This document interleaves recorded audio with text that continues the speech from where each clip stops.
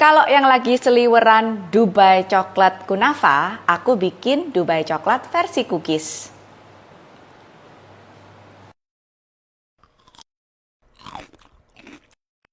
Menurut kalian, bikin cookies yang enak tuh kuncinya apa?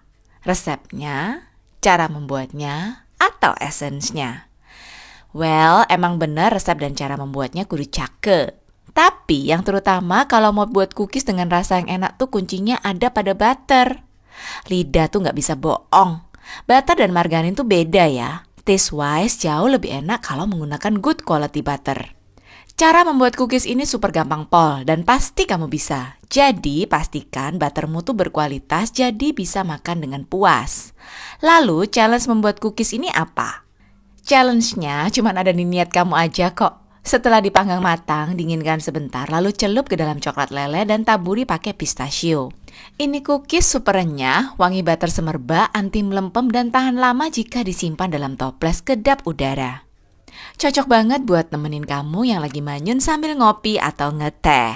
So, diingat-ingat ya, kalau bikin cookies tuh kuncinya ada pada butter yang enak, bukan margarin. Cookiesnya super renyah, dipadu dengan coklat dan pistachio super enak.